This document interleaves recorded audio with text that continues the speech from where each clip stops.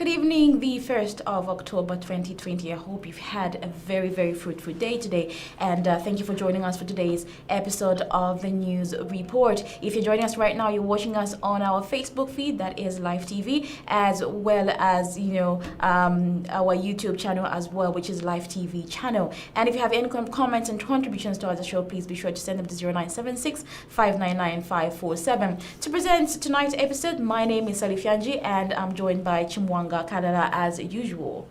Hi. Hello. We're keeping it that today. Yeah. So before we get into the details of today's stories, we'll just take a look at the stories that are making headlines this evening. So privatization inquiry coming soon. This is the statement made by the President of the Republic of Zambia, Edgar Chagwa Lungu.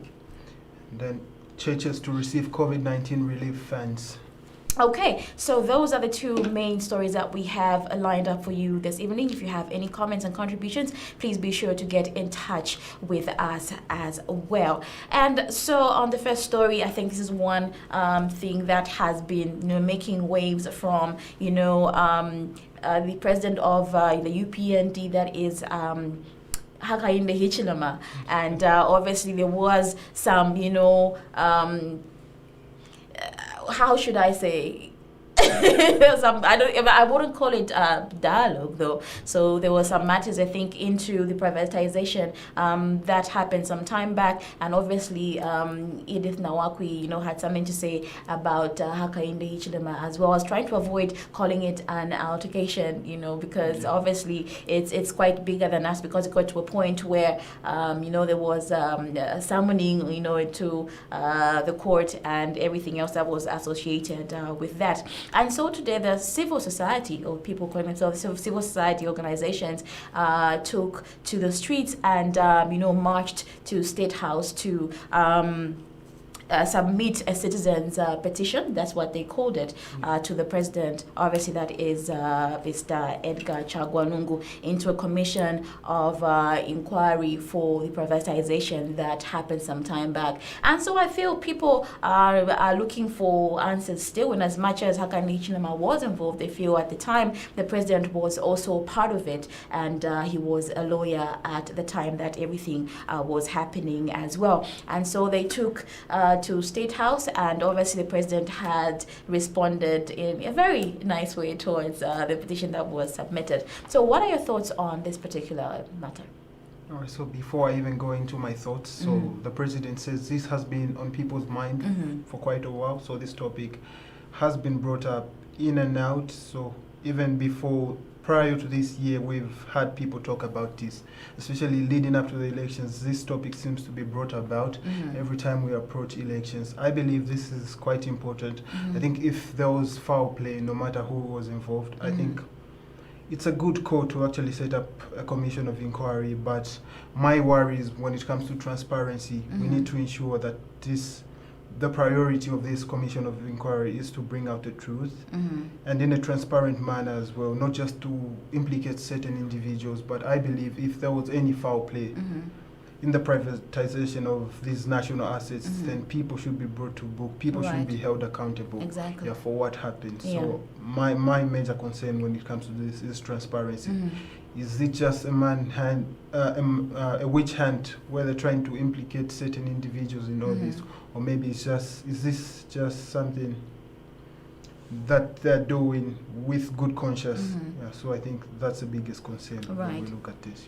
And I think we should move away from the focus of it being an individual. When this happened, when there were so many people involved, there were so many individuals that were taking part during that time as well. And so, like you said, it should really not really be about individualism, because if we only identify one person, there could be other persons as well, and it will just be one person from another. And I feel that it will take, a lot of, resources that will obviously be wasted in trying to investigate one person from the other person. And even considering the time now that the late President Chiluba was also part. He was a president at that particular time, and he's not around to actually also give, a response, towards, why that was being done at the time, and just give an account of everything that was happening as well. And I also have a concern, in as much as, yes, people need answers, but are we channeling our, energy towards the right thing as well? We do know this is almost like it's almost election time, and obviously a lot of campaigns that will start taking place here and there, and people want to remove or point out all the bad seeds and ensure that there's some kind of clear path or transparency that is happening as well. But like you have put it, it will still be one challenge as well. And also now, what is the end game for this commission as well? When we achieve what we want to achieve, is what results are we actually looking for? Have people really set their minds on what really they want to see happen thereafter, or just a match that they want to see people, they want people to see them actually doing something and walking the streets. But then when it comes to actually now coming up with results, there could be a challenge there. Yeah, so I believe the end goal of this inquiry should be to bring the perpetrators to book, by the relevant authorities. I believe there's no issue there in terms of what the end goal is. As long as the truth is brought out, the relevant authorities will have to do what their mandate is, will have to execute their mandate, which is prosecuting these individuals. But when you put it that way, we have seen, especially people that belong to the ruling party, actually, walk free, even after going through, some investigations or being called in by SEC or any other organization that is there as well. Do you think it will favor, the law will be fair in this case if you talk about perpetrators being brought to book as well? Do you think the law will be, applied evenly?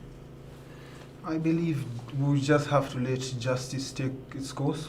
Obviously, even as we go into this, we just have to hope that our justice system will function the way it was intended to function, where it's not meant to favor anyone in particular, but just ensure that justice is served and the innocent are deemed as innocent, and those that are guilty are dealt with as the law prescribes. So I think the biggest issue here is that once this commission of inquiry is set up, if there was any foul play, then definitely everyone that is implicated in this whole thing should be brought to book. I think it will be kind of hard to just target certain individuals, because what I'm from my own point of view, I think once this commission of inquiry is set up, it will just be like bringing all the dirty laundry in the open, just bringing everything out in the open. From what I expect from this is just like bringing everything in the open.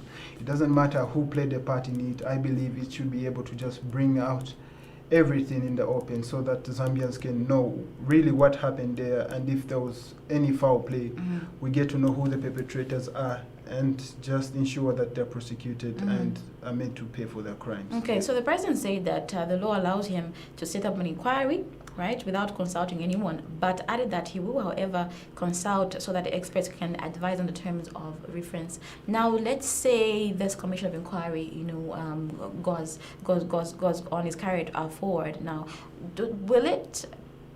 will it look good on the head of state, though, to have him being investigated as well? Because obviously, in as much as he's the one that gives, authority or allows the law to take its course in this particular case, there might be some things that would be unleashed as well. What about the people that are looking on, on Zambia, as a country, like from the outside, their judgment? Don't you think that will also play or have an impact? All right, so I think this commission of inquiry should be able to function independently, and it should be able to execute its mandate in an impartial way. They shouldn't have to favor or fear anyone. They should just do their job and bring the facts to the fore so that people get to know what happened exactly here. I think if the president happens to be implicated, then fine, let's bring it forward. Yeah, so we just need to ensure that the fact is that nobody is above the law, and whether it's the head of state who's implicated in all this, that should just be brought to the fore. We don't need to fear or just try and keep, just to save face, we try to protect our head of state. I believe anyone who was involved should be brought to book, yeah, whether be it a minister, maybe just a private citizen, whether head of state, current or old, they should just be brought to book. Right. No matter who they are, I believe that's how it should work. I do believe we have a clip on this one. Okay, let's just have a look at what the president had to say. The time you took to get out of your busy schedules to follow up on a matter of great national interest. This matter has been on people's minds, and the discussions have been held in various places. I've also had people pushing me on the subject matter, but like I said, the will of the people reigns supreme. The will of the people reigns supreme. Section 2 of the Inquiries Act allows me to set up a commission of inquiry. And I'm not obliged to consult anybody, but having heard the voices which have been across the country, north, south, east and west, throughout the country, I'll take time to reflect on this matter, and I'll make a few consultations, because what you have given me is a petition of signatures without giving me terms of reference. So I'll have to sit with those who are well versed with the matter of privatization historically, and those who are very well versed with the law, to tell me what will be the terms of reference for the commission. And also then we move in accordance with what the law provides. I think it's a matter of time. It's a matter of time. So The Republic of Zambia responding to the citizens' petition that was, taken to State House earlier today. And we should mention that this group or this team was led by the early president, Andrew Ntewewe. So speaking on behalf of petitioners, Young African Leaders Initiative, Yali President Andrew Ntewewe said the national assets were deliberately undervalued for selfish gain. He says several people died because of privatization as well. And of course, now basing on this one, I should believe that this is not the first commission of inquiry that the country has had to look into state matters as well. All right, so just after the 2016 elections, we had a commission of inquiry set up on electoral violence and voting patterns leading up to the elections. So what some of the findings that came out from the commission of inquiries is that campaigns and nominations and the like are carried out along tribal lines, or so to say, yeah. So regional areas have a lot to play in how people go about their voting. So that's one of the key findings in the report that was released in 2018. Another one was the use of public resources in campaigns. Yeah, so that influenced voters in 2016 as well. So the use of government resources for campaigns by political parties, especially the ones in government. Yeah, so that abuse of public funds. So on this one to do with mobilizing themselves. So obviously there was an issue with free transport that was there, because obviously the vehicles were going to be fueled and they could get to any place at a time. They're GRZ, so there was enough time or resources and enough vehicles to actually go around the country and carry out the campaigns as well. Now on the part that you mentioned to do with the regional voting as well. We did mention, I think, before the show started that it all now goes down to who is not really power, but who is more popular in a certain area. That's the person that is brought in to actually, try to convince the rest of the community about why they should vote for, the current party or the ruling party, or probably a new person. Exactly. Yeah.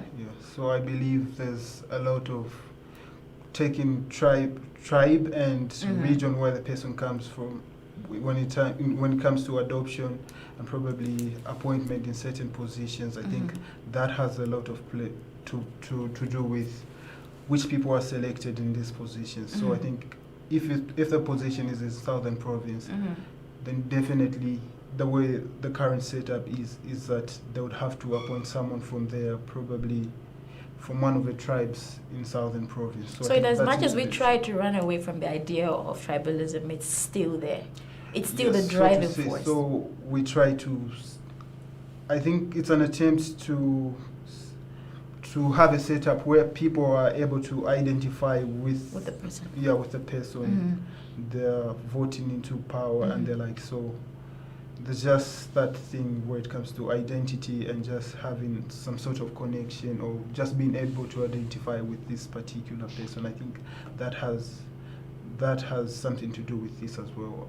In as much as it might not be outright tribalism, but we all want an individual we can identify with, who can identify with our culture and our way of doing things. And this tends to vary, like just the very huge cultural differences between how people in the Southern Province do things in Luapula and the like. So we have some other similar areas. They even call themselves tribal cousins and the like. So I think that has an aspect to play in all this as well. Right, right. And obviously everyone in a particular area respects, the way that, anything is carried out. And that just brings me back to the time when the UPND president, that is Hakainde Hichilema, was not allowed to see the chief because he did not apologize. For me now, looking at it, I'm just thinking probably if that was done in a manner that was being requested for, where he should have apologized before actually requesting to go to the palace. Maybe that's how things are supposed to be done, and maybe that actually should have been an opportunity for him to actually have a leeway or path into getting the popular vote from that area as well. Yeah, quite interesting thing that you bring up. Yeah. So all these cultural differences, maybe you can't meet someone in person before sending an apology, maybe through another party. Yes. Yeah, so I think those are the things that have to be put in consideration as well. All right, so now just bringing us back on the Commission of Inquiry. So a Commission of Inquiry is one of the many bodies available to government to inquire about various issues. So commissions come up with reports on the findings in the matters that they inquire. They also give advice and make recommendations on what can be done to mitigate these issues. Yes, so if they find any foul play or anything like that, they'll give recommendations to the relevant bodies to pick it up and just go further on with the issue. So I believe this shouldn't be restricted to privatization only per se. There are a lot of issues we've seen. Corruption. Corruption, shady tenders and the like. I think we 48 houses. Oh, now 51 houses, I hear. It's kind of hard to keep up to date. So I believe commissions of inquiries have to be set up in all this. Yeah. So I think, and it only shouldn't just focus, like you said, on one particular area as well. I think there's a lot of things that people really need answers to, especially when it comes to anything to do with taxpayers' money as well. And also, when you were reading out like what the commission actually does, I was writing something, and I was saying, even like when it comes to like carrying out like maybe the punishment, like persecutions as well, also should be added to the list. It's not enough to just like recommend, because I'm looking at what happened in 2016. Yes, fine, the findings were given, but has anything changed from there? Because I still see the same pattern, going on. So nothing has changed from what the findings were. So I do believe that the commission, once enacted or once, given an opportunity to go forward and begin to do their work as well, I think they should add one more thing to the list where it goes into doing all the persecutions as well. People should be faced or slapped with summons as well, so that they can face the law as well. And so it shouldn't be done like in private as well, because from the 2016 and the elections as well, I do feel, and as much as that was what was found Barinyanchira still more, it didn't really go anywhere, and people carried on with the usual way of doing things. Exactly, yeah. So an issue I'd like to raise is concerning just like the separation of power. I believe ideally we should be in a situation where the commission comes up with all these findings and recommendations.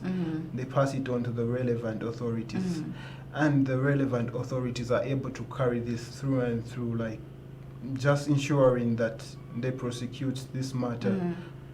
And to just ensure that they do it wholeheartedly and fully as they are supposed to do. Right. Yeah, ideally, it shouldn't even just fall on the Commission of Inquiry to do the investigations, to inquire in all these matters and come up with findings and recommendations, and on top of that, carry out the prosecutions. So I believe we should have institutions that are able to do this. And so I was also adding one thing to the list, when you talk about the Commission of Inquiry as well. I do believe for it to really form, as a holistic body as well, it should have, maybe like financial analysts, it should have economists, it should have, lawyers, it should have judges, so that it's like evenly, distributed and able to like specialize in certain, inquiries that are or concerns that are being raised by the public as well, not just dependent on what the public, the outcries of the public, but also they should be able to instigate their own, cases as well, and start to look into these cases that have been ignored, and just ensure that the right people are on the ground and doing the work that they're supposed to carry out.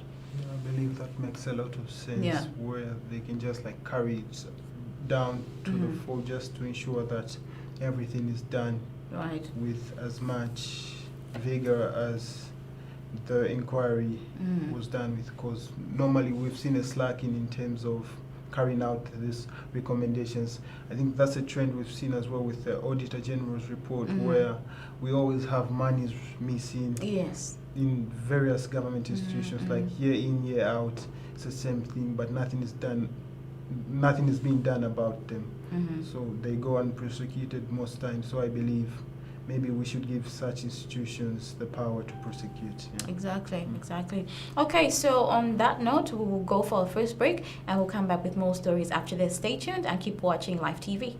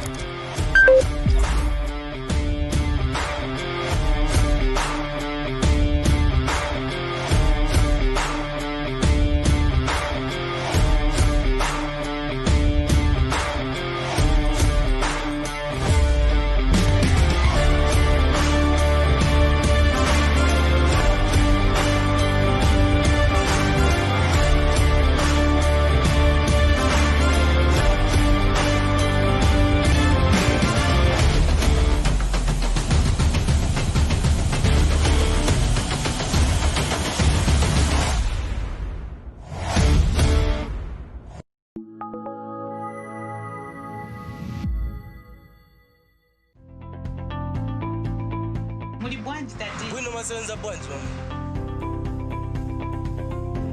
chumende sako na iwe pali pako ma 20 apolo ma 5 kwa jari na makoino sasijira kumuzonda makoino songa tindeko kubantu abale ndio chopana na 5 hours pamene pano leyo kamba naye.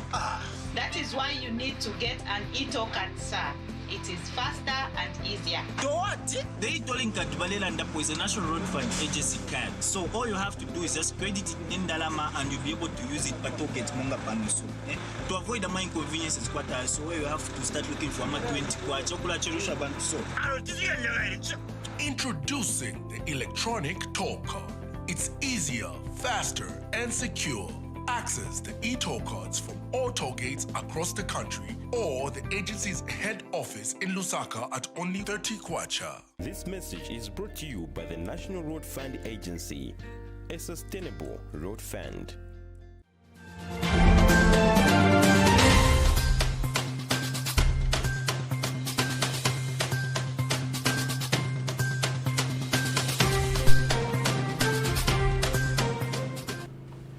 Welcome back. You are watching News Report with me, Salifyanji, Bweupe, and Chimwanga, Kalala. Okay, so before we went to the break, we were talking about the privatization inquiry. It's kind of like a tongue twister. So that is something that the President of the Republic of Zambia, had responded towards. That was when he was given a citizen's petition by a civil society on the Commission of Inquiry. And so we move on to our next story. Alright, so government through the Ministry of National Guidance and Religious Affairs says it has decided to introduce a COVID-19 empowerment fund for churches. Alright, so the Ministry of National Guidance and Religious Affairs Minister Godfrida Sumaili says government is aware of the economic hardships churches have gone through during the course of the COVID-19 pandemic. Yeah, so the church, how has it been impacted by COVID-19? I believe we try to shy away when it comes to this conversation where the church and money, we try to keep these two separate, but then technically that doesn't work out. So do you believe churches deserve this empowerment fund, or maybe should it be directed elsewhere where it's more needed? Okay, so when you look at the church, it has the overseer. It has a supporting team, and then also there are some employers, I think, that are employed by the church as well. So I'm just looking at probably one of like a church, a proper church. I'm saying proper church because now we have all these smaller churches as well. But also now, what I would like to find out is, before I respond, I would also like to find out like how. Is there like a qualification that the church needs to have to receive this COVID-19 relief fund, and why has it taken this long to actually, give out or set something aside for the church as well? Yes, so I believe the pandemic is dying down and everything is going back to normal. So why now? Why exactly? now? So Yes, that's exactly. quite interesting. Yeah. So I do feel that the response, I think, should have come in the very first few months or first reports that we received in the time that the world was closed or was under lockdown as well, because. They, especially like pastors, there's some pastors that actually depend on some church funds that come in to actually sustain themselves as well. But I do know that there were some churches that still had the online services going on, and they'll still give an account number there where they could still receive money as well. But what is this money or this relief supposed to do for the church now? That is my question as well. All right, so the minister says the funds are intended to help churches come up with some COVID-19 sensitization campaigns, as well as to help some vulnerable members of the congregation in the churches. So COVID-19 sensitization campaigns, as well as helping vulnerable individuals in congregations. So that's what the funds are intended for. Any thoughts on that? I was really hoping you wouldn't throw that to me as well. I do believe, yes, they are the vulnerable in the society as well.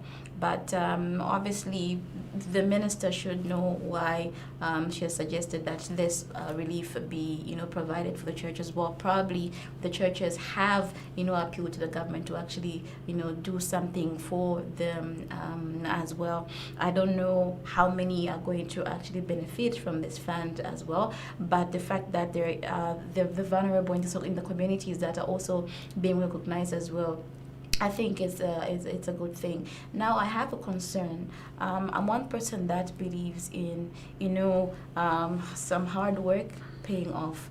I do believe that if I gave you money right now, I'll just bring it to like a 50 kwacha. If I give you a 50 kwacha right now, in as much as you had all these plans before the 50 kwacha, within a few seconds or within a few minutes of having that money, the money would have gone as well. I do feel that in as much as, yes, it's okay to actually give, some relief or some money to people that are in need as well, I think people also need to be empowered as well. So the church should come up with ideas in which they could help the vulnerable in the communities as well. Yes, fine, there are those that package, some clothes or some food they take to the prisons, they take to families as well. But really, I do feel that is not enough in itself. So the church should also be tasked to come up with some innovative ideas to just keep it going or keeping it running as well. We should move past, the stage of having to wait for offering to be able to sustain the church, or having these fundraising events to also fund the church, because look at how the world is. In as much as, yes, it's opened and it's okay to go to church and mingle, but how many people do really have that type of resource to actually put in, considering the economic hardships that we are facing as a country right now, because everything is going up. And so if you are probably giving 1,000 probably every month, you might have to cut it down, and that is normal as well. Maybe it would be okay with you to actually cut that down, but maybe the people that you give may not really be able to understand why you've had to cut off what you normally given. So I would like to implore, I think, the minister of religious guidance and religious affairs to also just work closely with the church and just ensure that there's some empowerment going on as well. Giving free handouts will not really take people so far, but if they're able to invest that money in something that will bring in something, or bring create some kind of profit as well, I think that would be a better thing to do. All right. Yeah. So just on this issue, I wouldn't want to run too much on speculations, but I believe, is the church the best institution to do this, run COVID-19 sensitization campaigns, and as well as helping the vulnerables? Don't we have organizations that can do that? Why the church specifically? And then I have an issue with churches again. I think the controls for finances and accountability is an issue. Do they have controls in the church that to ensure that these funds are managed prudently? Another issue is that, why does it have to be restricted to churches? We have people who are not Christians. Why are mosques and the like being left out? Exactly. Obviously, we have citizens in Zambia here who are not Christians, who subscribe to different faiths. So why are those being left out? So why is there some exclusion when it comes to the benefactors as well? I think that is a very, very valid point as well. And as much as, yes, we're a Christian nation, but I mean, come on, the reality is that we have the Hindus, we have, the Muslims as well, that, are free to also worship or congregate and meet up in one place as well. So I think those ones should be included as well, because now on that point, when you look at the people that I've seen really do this are the Muslims. They'll have a day in which they'll invite anyone or everyone in the community to actually for a meal, or where they'll give them some kind of food as well to sustain them for a period of time. And with that religion, I feel it rather has a lot of inclusion when it comes to how they actually carry out their work. I don't really think they really ask someone to say, oh, are you a Christian, or are you a Muslim, or anything in between there. So I think the same way that they do things, we also ought to emulate, and not really be people that will just be too judgmental over the things that we don't even do. If there are any selfish individuals, people say Christians are the more selfish individuals out there. Exactly. Yeah. So I believe that's taxpayers' money, and every person who subscribes to whatever religion they feel like like subscribing to, I think they're eligible for having a share of that money. So I wonder what criteria was used to determine that only churches will receive this funding. So I think a lot of questions have to be answered in regards to that. And how about the community schools as well? There are pupils that may not really have, the necessary, the masks and the hand sanitizers or washing basins, at the school as well.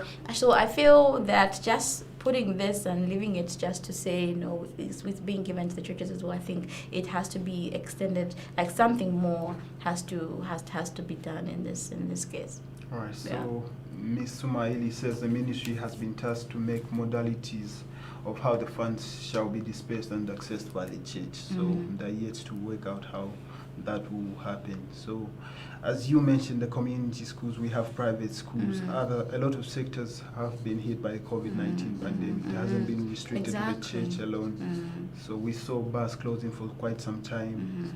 A lot have been irreparably shut down. So we need to consider all those as well. And then, so this just brings me back to the question of how much thought is going in when people come up with these policies, because I think they have a lot of loopholes and the reasoning at times doesn't seem quite logical, so to say. So there are a lot of loopholes in how all these things are planned. I believe we should be at a position where we think things through before we actually bring them to the public. So let's just ensure that we think things through and just look at all the possibilities and all the implications of what we do. It shouldn't be about making a name for yourself. I really feel that there will always come a time when your work will show, be it done behind the closet as well. And so I feel the people that are working under the national guidance and religious affairs, I think should really put in more thought and more work, and they should sit with other ministries as well to see how they can evenly distribute whatever funds are there and ensure that everyone is a beneficiary from whatever COVID-19 relief funds that have been set aside as well. And we shouldn't really so much, like you say, just like focus on one area. Everyone is going through an economic hardship as well. Everyone, even me, I need some money, to help me or to cushion. But now it depends on the urgency or the needs about setting priorities as well. So schools, private schools, we have, bars also as well. We have restaurants as well, I think. And also now we have the churches as well. I think everyone has been affected in one way or another. Before we end the show, I really had, I was passing through, I passed through two or three areas, and I actually noticed something. I've been passing there, but today it made me stop and just think about how the road projects are really being carried out. I feel that everything is happening at the same time and causing a bit of confusion, on the streets as well. I don't see any problem with doing one road, finishing up, and moving, on to the next road as well. Do you think it's to do with the different contractors that have been called to do the work? Because even if they're different contractors, I should feel that one contractor should start with the road that they've been assigned with, finish it, and then the other picks it up just simultaneously, I think, working like that. I don't know what your thoughts are. I wouldn't want to add too much on that, but I believe the forthcoming elections have something to do with that. We've seen this continued trend as we approach elections, and then that's when the finishing of all these projects is being done. Some of these were just being commissioned recently, but they were started many years ago. So I believe probably in a rush to complete some of these works, we've seen the opening of new hospitals and the like, the renovations going on. I believe we're trying to... Well, the hospital looks very beautiful, in fact. And it started a long time ago. But maybe they're just done in time. It might be a coincidence, but usually this is a trend that we've seen happen year in, year out, every time we have elections, obviously there's some projects that are being completed coincidentally, obviously. Yeah, so I believe that should have something to do with that. I don't know. It's all about timing. It's just speculation. It's Yeah, not I a know. fact, yeah, so- I know. I guess it's all about timing. But regardless, we are very grateful for the development that's happening. I just hope now we can have it like in a more organized manner. It doesn't matter at what point it finishes, but the fact that it has to be done and has to be done the right way. It's very, very difficult when you're being inconvenienced. Like, that is me, or whatever project is going on, I have paid, the taxes for that as well. And so if I do not get to work on time because a certain road is being, worked on, then obviously it would be an inconvenience, and I might lose out on the money that I'm supposed to contribute to that project to actually take place. Anyway, it's just something that came to me. And so that actually wraps up today's episode of the news report. But before we end the news, we'll just go through the headlines. So, privatization inquiry coming soon, says ECL. And churches to receive COVID-19 empowerment funds from government. Right, so on that note, we've come to the end of today's episode of the News Report. Join us again on Monday at the same time. This has been Salifyanji Bweupe and Chimwanga Kalala, and on behalf of the entire production crew, saying good night and God bless.